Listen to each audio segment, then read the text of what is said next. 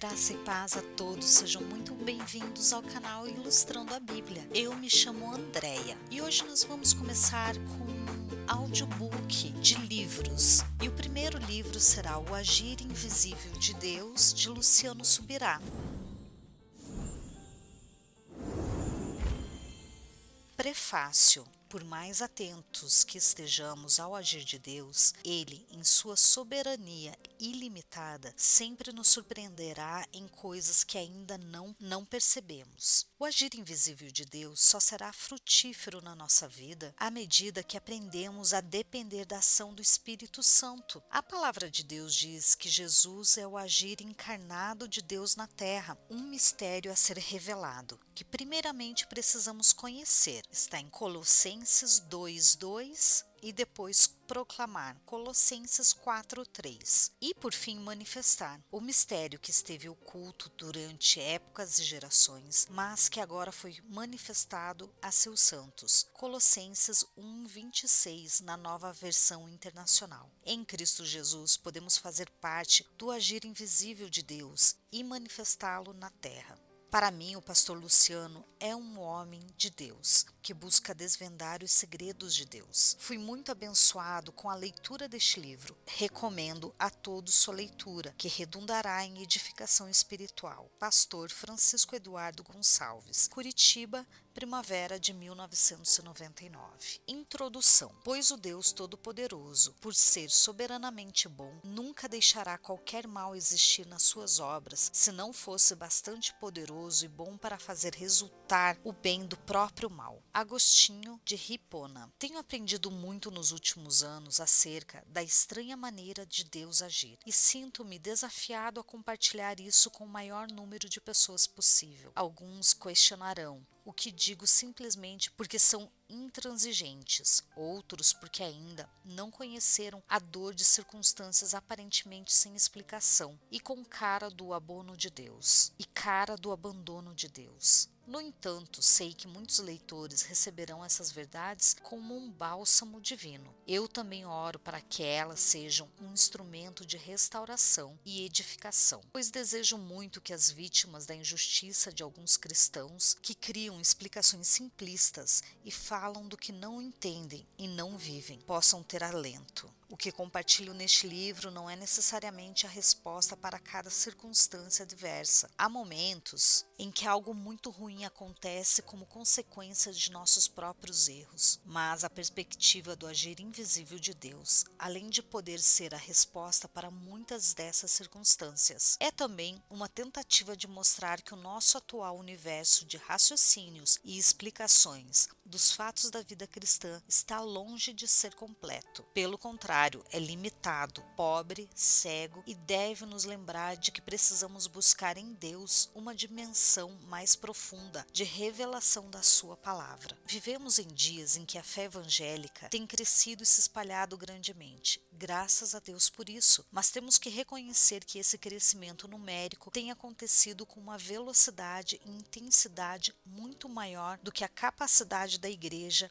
de crescer em maturidade. O próprio crescimento gera inúmeros problemas. Um deles é que muitas igrejas, com o intuito de abrir novas frentes de trabalho para acolher os novos convertidos, têm formado às pressas uma nova geração de ministros, sem um forte embasamento na palavra, mas apenas com o estritamente necessário para atender à demanda. E isso tem trazido ao povo de Deus um evangelho diluído e simplista. Há uma diferença entre o evangelho simples, que toca o homem diretamente em suas necessidades e que dispensa qualquer intelectualismo, e um evangelho simplista, que tenta dar respostas diferentes às da Bíblia e que, ao tentar simplificar as questões, desconsidera o fato de que estamos lidando com pessoas que pensam, que têm sentimentos. Desse modo, estamos edificando uma geração confusa, machucada, cheia de dúvidas e até mesmo descrente. Embora para fugirem do inferno as pessoas aprendam a conviver e até mesmo a conformar-se com todas essas coisas, algo precisa sacudir-nos e arrancar-nos de nossa prepotência, ao acharmos que podemos entender Deus e a sua forma de agir e ditar sempre e até antecipadamente como serão as coisas. Se algo acontece com alguém, sabemos por que aconteceu. Se deixa de acontecer, sabemos exatamente por que não aconteceu. Temos respostas para tudo. Não podemos negar o fato de que o reino espiritual é regido por princípios e que tais princípios sempre serão imutáveis. Há, porém, uma grande diferença entre vê-los funcionando e discerni-los. Por exemplo, se pecamos contra Deus, colhemos as consequências que variam de acordo com o nosso comportamento, se nos arrependemos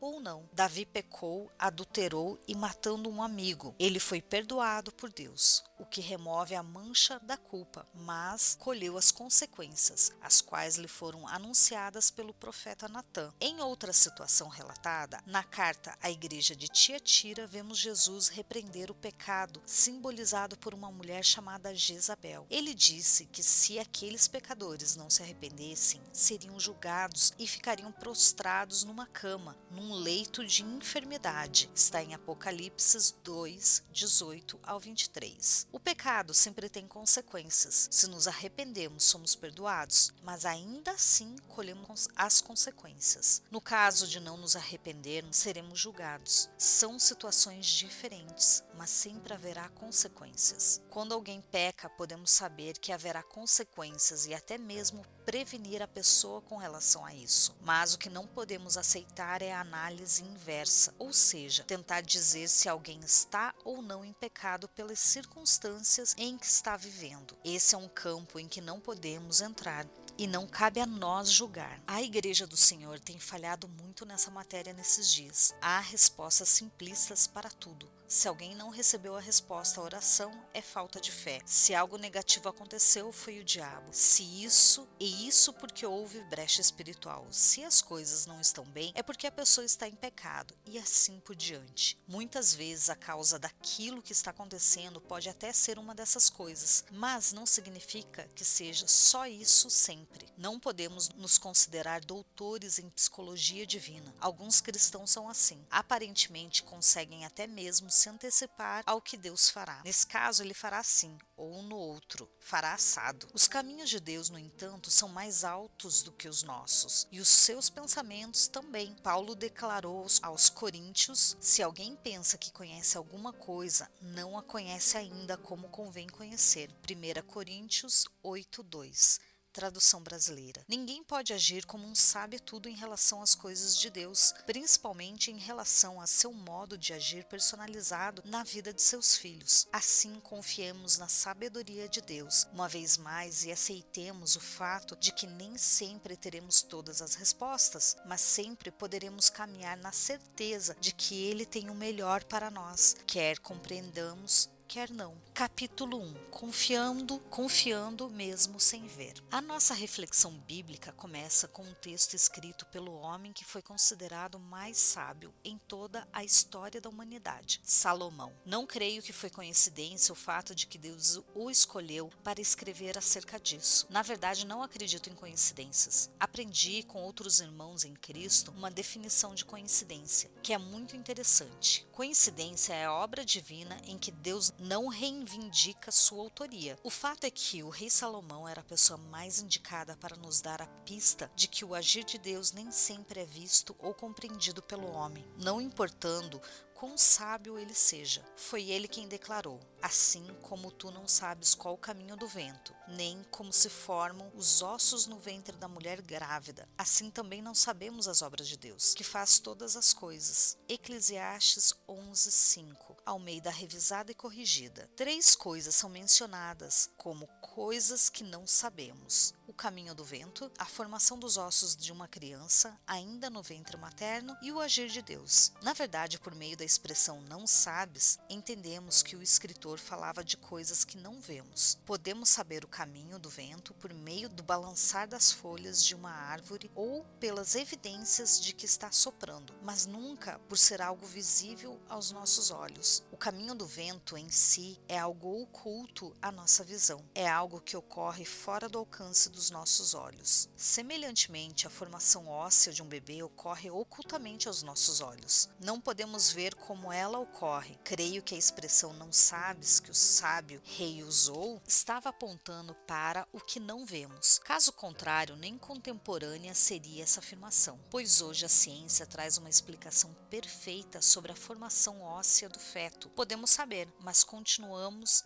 impedidos de ver. Lembro-me de que durante a gravidez dos nossos 2 filhos, a minha esposa fez algumas ecografias e pudemos ver a formação física do Israel e da Lissa, mesmo antes deles nascerem. Contudo, mesmo com todos esses recursos da ciência moderna, a formação óssea do feto. E não falo da certeza de que isso ocorre, nem de como ocorre, mas sim do processo. Encontrava-se oculta aos nossos olhos. Algo semelhante acontece ao caminho do vento. Sabemos que isso ocorre e até temos evidências, mas é oculto aos nossos olhos. Por isso, definimos como invisível. Com o agir de Deus não é diferente. O texto bíblico diz que Deus age em todas as coisas. Depois, o versículo nos deixa claro que as 2 menções anteriores de coisas ocultas aos nossos olhos eram apenas um paralelo que ilustra o agir divino. Deus age sempre e em todas as coisas, embora nem sempre esse agir seja visível aos nossos olhos, pois o que caracteriza é a definição bíblica de que é invisível. Nos nossos dias eu tenho visto os prejuízos da falta de conhecimento desse princípio e também da falta de temor a Deus. Como pastor, ouço pessoas dizendo coisas absurdas como: eu já coloquei Deus na parede, se até tal dia ele não me atender, eu. Dá vontade de dizer a alguns: você o quê? Que ameaça é essa? Se ele não fizer o que você quer, você fará o quê? Você dará as costas ao Senhor e irá para o inferno? Quais são as suas opções? É incrível a falta de respeito com o qual muitos se dirigem a Deus. Atualmente os papéis estão invertidos. Pelo comportamento dessas pessoas, parece até que Deus deixou de ser Senhor e passou a ocupar o papel de um simples secretário. Está errado. Quem está na condição de servo somos nós, não ele. Há o ensino bíblico da fé. Eu creio nele, pois afinal de contas, o que é bíblico é o conselho de Deus para a nossa vida e ponto final. Creio no que Jesus ensinou sobre falarmos às montanhas. Eu creio em darmos ordens aos problemas e obstáculos para que se retirem da nossa vida e sejam lançados no mar. Contudo, é um absurdo confundir as coisas e achar que podemos dar ordens a Deus. Ninguém dá ordens a Deus. Diante dele, todos devem se calar. Ele é soberano, ele é santo, ele é Deus, ele é totalmente suficiente. Ele faz o que quiser, como quiser e quando quiser. A igreja precisa reaprender isso. Sei que há promessas e princípios bíblicos que já são uma revelação da vontade divina e que, em situações em que esses princípios podem ser indiscutivelmente aplicados, não precisamos orar para descobrir qual é a vontade do Senhor e o que Ele quer fazer. Mas, mesmo quando já sabemos o que Deus quer fazer, nem sempre podemos entender como Ele fará o que Ele quer fazer, ou mesmo quando isso será feito. A forma de Deus agir nunca foi e nunca será previsível. O homem não pode compreender o agir de Deus com a sua mente e com o seu raciocínio, pois a operação de Deus está muito acima do nosso entendimento. Quando Salomão mencionou o agir invisível de Deus, ele não disse que o Senhor deixa de agir nas circunstâncias que parece estar ausente, mas sim que não podemos ver a sua operação. Não se trata de Deus deixar de agir, mas sim de fazê-lo de tal forma que não o vemos em ação. Em nenhum lugar da Bíblia é apresentada uma ação divina padronizada. Não vemos o Senhor lidando com as pessoas por atacado. O seu agir na nossa vida é pessoal. Cada pessoa ou cada situação é tratada por Deus com carinho e criatividade. Há um agir personalizado, e isso é inegável, mesmo nas guerras e batalhas, acontecimentos muito comuns repetitivos nas páginas do Antigo Testamento. Nunca vemos duas intervenções divinas iguais. Para cada situação há uma intervenção diferente, embora os resultados finais sejam semelhantes. O que concluímos é que mesmo quando a vontade expressa de Deus é livrar o seu povo das mãos do inimigo, a forma com que ele o faz é sempre um mistério. Ou seja, mesmo quando sabemos o que ele quer, não podemos saber como ele o fará. O que é necessário então é parar de achar que Deus nos deve uma satisfação com relação ao seu agir. Ele age sempre e em todas as circunstâncias. A parte que nos cabe é crer e esperar a sua manifestação, não exigir que o Senhor nos mostre a forma de operar que foi adotada. Há muitas pessoas cobrando de Deus uma explicação para o que não entendem. No entanto, nosso Pai Celestial nunca nos prometeu que Ele daria explicação de como operaria. A única coisa que Ele prometeu foi que agiria. Assim, enquanto Ele opera de forma invisível aos nossos olhos, espera que nós creiamos. Um contínuo exercício de fé. Na verdade, eu gostaria de chamar a sua atenção para a importância do fator confiança. Deus espera que o nosso coração repouse nele em todo o tempo e em qualquer circunstância, pois o fato de aceitarmos um agir invisível aos nossos olhos é um ótimo treinamento para a nossa fé. Talvez essa seja uma das razões pelas quais o Senhor escolheu agir assim, exercitar continuamente a nossa fé. E a definição bíblica de fé é a seguinte: ora, a fé é a certeza de coisas que se esperam, a convicção de fatos que se não veem. Hebreus 11:1. Crer no agir de Deus é ter uma convicção sobre algo que não se vê. O nosso irmão Paulo disse aos Coríntios que andamos por fé e não por vista. 2 Coríntios 5:7, Almeida revisada e corrigida. A lição que o Senhor Jesus deu a Tomé após a sua ressurreição é mais uma prova disso. A fé nunca se baseia no que vemos, mas na certeza de que o que Deus prometeu é um fato e terá o seu cumprimento. Ora, aprendemos essas coisas logo no início da nossa caminhada cristã. Elas não são difíceis de aceitar, tampouco geram discussão entre o povo de Deus, pois são indiscutíveis. Mas na hora em que nos encontramos em apuros e não conseguimos ver Deus agindo, pois o seu agir é oculto aos nossos olhos, esquecemos-nos rapidamente disso. Ninguém tem o direito de exigir do Senhor uma satisfação com relação à sua maneira de agir. Primeiramente, porque Ele é Senhor e não está numa posição de ser questionado. Em segundo lugar, porque Ele nunca nos prometeu que veríamos a sua forma de agir. Pelo contrário, Ele nos ensina a sua palavra que o seu agir é invisível aos nossos olhos e que a nossa caminhada deve ser pela fé, não pela vista. Ou seja, não devemos ter a expectativa de ver, mas somente devemos crer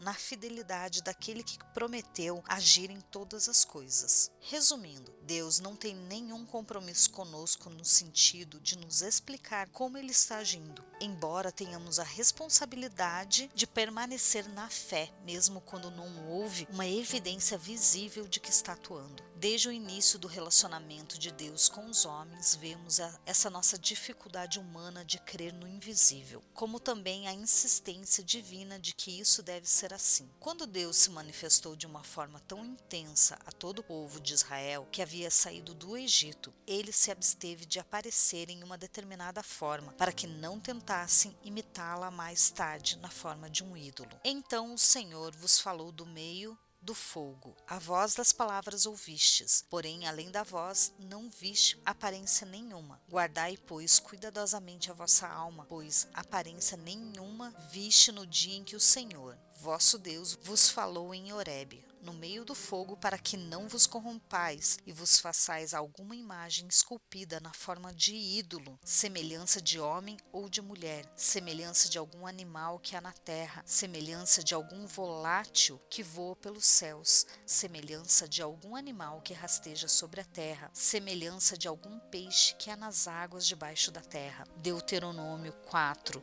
12, 15 ao 18. O que esse episódio retrata é a dificuldade que todo ser humano tem no sentido de confiar no que não vê.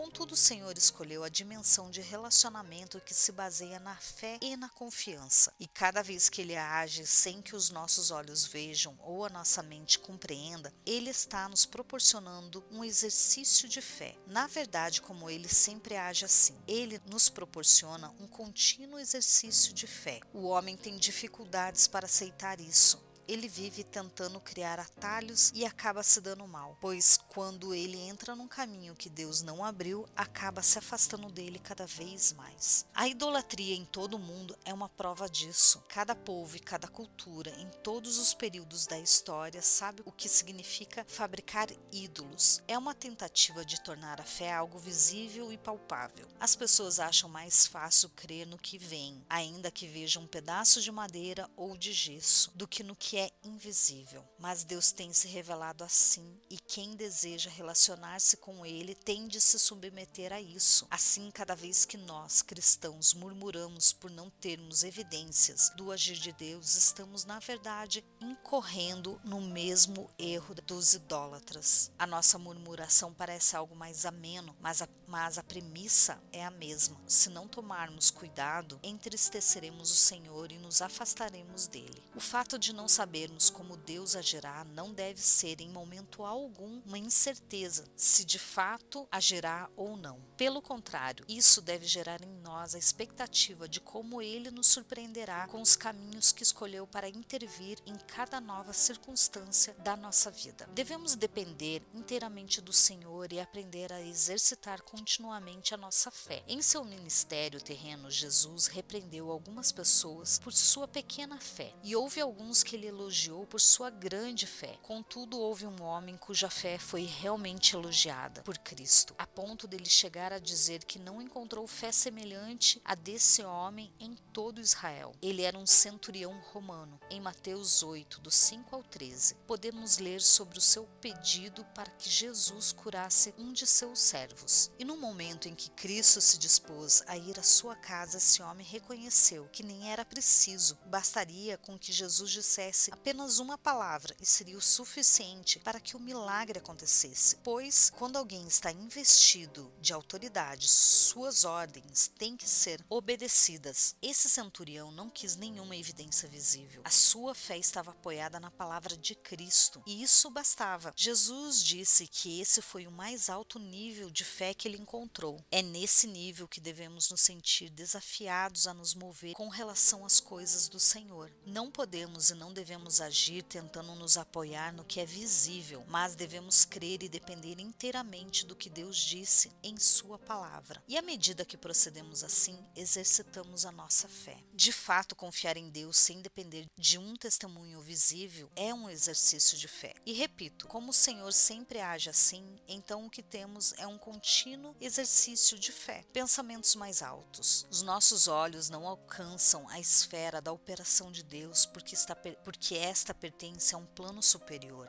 Outra razão bíblica, além do exercício da fé que encontramos para o fato de o Senhor agir num plano invisível aos nossos olhos, é que os seus pensamentos são mais elevados que os nossos. A mente de Deus é infinitamente mais ampla que a nossa. A sua sabedoria é tão gigantesca que não há como dimensioná-la. Esperar que Ele haja de uma forma que entendamos é limitar e rebaixar grotescamente o seu agir. A maneira de o nosso Senhor agir transcende o limite humano e compreensão. Quando as Escrituras falam que os caminhos de Deus são mais altos que os nossos, elas relacionam isso com o fato de os seus pensamentos também serem mais altos que os nossos. Porque os meus pensamentos não são os vossos pensamentos, nem os vossos caminhos os meus caminhos, diz o Senhor. Porque assim como os céus são mais altos do que a terra, assim são os meus caminhos mais altos do que os vossos caminhos, e os meus pensamentos mais altos dos que os vossos pensamentos. Isaías 55, do 8 ao 9. Podemos afirmar com toda a certeza que o fato de Deus agir por caminhos mais altos, isso é derivado do fato de que seus pensamentos também são mais altos.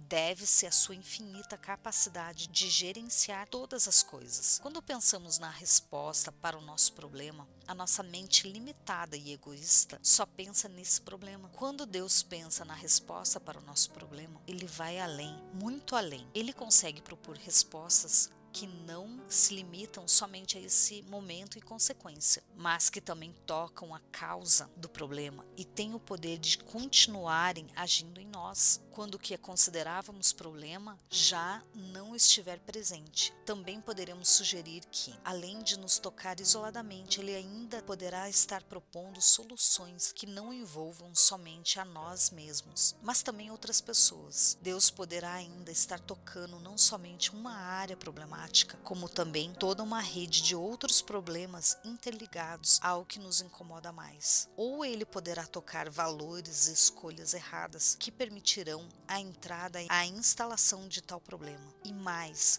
muito mais. A nossa mente talvez faça uma longa e abrangente lista, mas independentemente do quão longe a nossa perspicácia e o nosso raciocínio puderem nos levar, jamais chegaremos perto da forma de pensar de Deus, que está fora do nosso alcance. A sabedoria de Deus nos é apresentada na Bíblia como tendo muitas formas. Em Efésio, ela é determinada multiforme sabedoria, ou seja, uma sabedoria que não é limitada, mas que se abre num leque infinito de dimensões da operação divina. Essa ilimitada sabedoria pluraliza a resposta de Deus para cada problema ou obstáculo que o ser humano enfrenta, em vez de tocar de forma direta uma única questão. Deus tem o poder de trazer às nossas situações várias intervenções, que por sua vez que jamais enxergaríamos. Considere também que o Senhor conhece o futuro, que é algo que homem algum, nem mesmo o diabo, tem a capacidade de conhecer. Portanto, a ação de Deus nos está voltada somente ao já e ao agora, mas ela também se estende ao futuro e sempre prioriza o nosso melhor em uma visão global, mais abrangente do que a nossa mente jamais poderia alcançar. A atuação de Deus é integrada e também sinérgica. Para o ser humano, o desenvolvimento de mistérios parece ser algo de suma importância. Deus, por outro lado, parece fazer questão de ocultar algumas coisas, especialmente o que diz respeito à sua ação na nossa vida. Salomão foi um homem sábio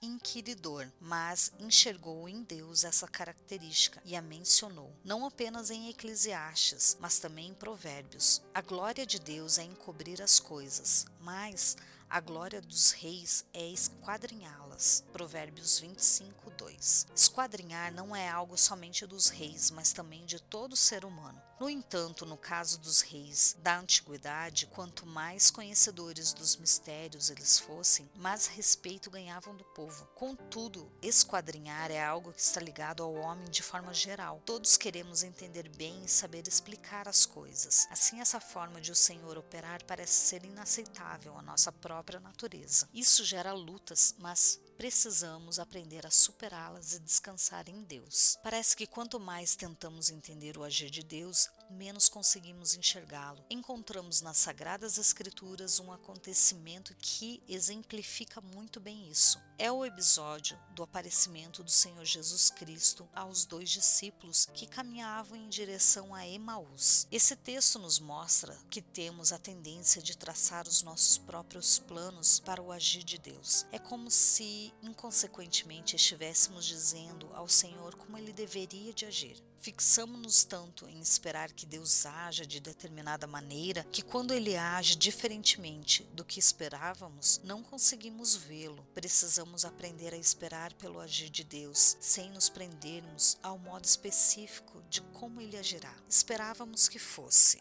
Esse episódio ocorreu após a morte e ressurreição do Senhor Jesus, quando os 2 discípulos caminhavam tristes para Emaús, não sabendo que Cristo havia ressuscitado. O próprio Jesus lhes apareceu, mas não puderam reconhecê-lo, pois os seus olhos estavam espiritualmente fechados. Naquele mesmo dia, 2 deles estavam de caminho para uma aldeia chamada Emaús, distante de Jerusalém, 60 estádios, e iam conversando a respeito de todas as coisas sucedidas. Aconteceu que, enquanto conversavam e discutiam, o próprio Jesus se aproximou ia com eles. Os seus olhos, porém, estavam como que impedidos de o reconhecer. Lucas 24, do 13 ao 16. Repare que o texto diz que os olhos deles estavam impedidos de reconhecer. Não sei se você já parou para pensar por que eles estavam impedidos, mas eu já. Durante muito tempo eu achei que Jesus não queria que eles o reconhecessem, ou que talvez estivessem diferente depois da ressurreição, mas o fato é que não ocorreu nenhuma coisa e nem outra. Diferente Jesus não estava, pois a aparecer ao restante dos discípulos. Ele mostrou até mesmo os ferimentos que lhe fizeram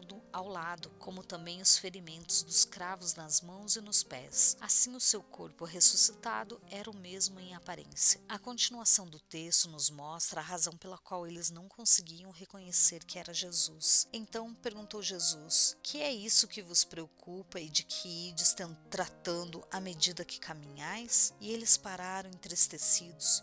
Um, porém, chamado Cleopas, respondeu dizendo: És o único, porventura, que, tendo estado em Jerusalém, ignoras as ocorrências desses últimos dias? Ele lhes perguntou: quais? E explicaram o que aconteceu a Jesus, o Nazareno, que era varão profeta, poderoso em obras e palavras, diante de Deus e de todo o povo, e como os principais sacerdotes e as nossas autoridades o entregaram para ser condenado à morte e o crucificaram. Ora, nós esperávamos que fosse ele quem havia de redimir Israel. Mas depois de tudo isso, já este o terceiro dia desde que tais coisas sucederam. Lucas 24, do 17 ao 21. Aqueles dois discípulos estavam tristes e abatidos. Cristo se fez de desentendido, perguntando-lhes por que eles estavam com um semblante daquele jeito. Por meio da resposta deles, percebemos que tinham uma expectativa com relação a Jesus e que a crucificação havia arrebentado com ela. Os judeus em geral esperavam um Messias que se manifestaria como um general de guerra e que os livraria do domínio dos romanos, para que eles pudessem estabelecer o seu próprio reino. É por isso que, em certa ocasião, Tiago e João pediram que, quando Cristo se assentasse no trono de sua glória, um deles se assentasse à sua direita e o outro à sua esquerda. Eles imaginavam um reino físico e, ao lado do rei, queriam ser ministros da fazenda e do planejamento. Cleopas e o seu companheiro de caminhada demonstraram claramente a sua frustração ao concluírem as seguintes palavras: esperávamos que fosse ele quem havia de redimir a Israel, mas, depois de tudo isso, já este é o terceiro dia desde que tais coisas sucederam. O que eles estavam dizendo? Estavam dizendo que achavam que por meio de Jesus viria a redenção física de Israel, mas que fazia 3 dias que ele havia sido morto, ou seja, esperavam que fosse ele, mas tudo indicava que não era. Isso foi mais ou menos o que eles davam a entender com a expressão esperávamos que fosse. Essa expressão é uma chave importante no texto. Eles tinham uma expectativa de como Deus agiria, mas Deus agiu diferente do que esperavam. Enquanto eles esperavam um reino físico somente para Israel, Jesus estava cuidando da redenção dos pecados de toda a humanidade, estabelecendo um aspecto espiritual do reino de Deus. Em seu retorno à terra, ele estabelecerá o aspecto físico do reino, mas a sua primeira vinda não envolvia esse aspecto. Contudo, os discípulos estavam tão fixados nessa ideia que não conseguiam ver Deus agindo de outra forma. Achavam que a morte de Cristo na cruz havia sido uma derrota e não conseguiam imaginar Deus no controle da situação. Pelo fato de que esperavam o agir de Deus de uma única maneira, não conseguiam ver que o Pai Celestial estava fazendo de modo diferente do que haviam pensado. Assim também acontece conosco. Fantasiamos tanto o agir de Deus que acabamos criando as hipóteses de como agiríamos se fôssemos Deus. Fazendo os nossos planos, fixamos-nos nas nossas ideias e quando o Senhor acaba agindo de modo diferente, não conseguimos vê-lo em ação. Eu gostaria de desafiar você a parar de tentar ensinar a Deus como ele deveria de agir quando você orar por algo. Até mesmo quando não o fazemos verbalmente, acabamos fazendo com os nossos pensamentos. Pelo fato de nos fixarmos tanto na espera de uma única forma de atuação divina, os nossos olhos não reconhecem quando o Senhor está operando na nossa vida. Muitas vezes não conseguimos ver o agir de Deus porque ele realmente o ocultou, mas há momentos em que nos excluímos da possibilidade de ver porque ficamos presos ao que esperávamos dele. Foi somente depois que Jesus lhe explicou biblicamente o que deveria acontecer com Cristo e lhes demonstrou, pela sua conhecida forma de partir o pão, então que era ele mesmo falando com os discípulos pelo caminho, que os olhos destes se abriram. Agora eles já não esperavam mais o general de guerra, mas o Cristo ressurreto, pois já não havia mais o que os impedisse de ver. Eu já senti o mesmo que esses dois discípulos sentiram. Eu nunca esperava que Deus pudesse agir em circunstâncias aparentemente negativas. Portanto, nos momentos em que Ele estava agindo na minha vida de uma forma diferente da qual eu esperava, eu não conseguia ver que era Ele em ação. Uma espécie de cegueira espiritual estava sobre os meus olhos e não permitia que eu reconhecesse Deus comigo. Eram os conceitos errados e fantasiosos que eu mesmo criara de como deveria ser a ação de Deus nesses momentos. Mas assim que o Senhor começou a fazer que eu entendesse a palavra, que havia maneiras diferentes de Deus agir, os meus olhos se abriram. E eu pude reconhecê-lo como amigo nas horas em que aparentemente seria impossível. E foi exatamente assim que aconteceu com os discípulos. E aconteceu que quando estavam à mesa, tomando ele o pão, abençoou e tendo-o partido, lhes deu. Então se lhes abriram os olhos e o reconheceram, mas ele desapareceu da presença deles. Lucas 24, do 30 ao 31. Em nosso anseio de querer compreender tudo de uma forma racional, essa forma misteriosa de Deus agir não parece ser algo tão bom. Contudo, à medida que trazemos mais luz à palavra sobre essa forma divina de ação, percebemos quão linda e inesperadora ela é, uma vez que retrata a soberania e o cuidado do Pai Celestial para conosco. O que inicialmente eu gostaria de estabelecer, não explicar, é que isso é um princípio bíblico. O agir de Deus é invisível, está fora do alcance da nossa vigilância e isso se deve a várias razões. Já mencionamos a necessidade de se andar pela fé. Falamos também que os pensamentos de Deus são mais altos e que não conseguimos compreender sua multiforme sabedoria ou a pluralidade das respostas que ele traz em uma única circunstância. Afirmamos ainda que muitas vezes somos limitados pela nossa maneira de pensar como Deus deveria de agir e que quando ele age de um modo diferente, acabamos não conseguindo vê-lo em ação, ainda que agora seu agir seja visível. Mas em tudo isso, o que eu mais gostaria de destacar é a enorme, indivisível diferença que há entre a nossa forma de pensar e a de Deus, em sua multiforme e infinita sabedoria. No entanto, essa vantagem divina de pensamentos mais altos não é somente sobre o homem,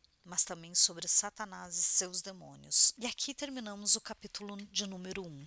Vou deixar na descrição deste vídeo o link para a compra do livro. E terminamos aqui o nosso audiobook. A graça e a paz a todos vocês.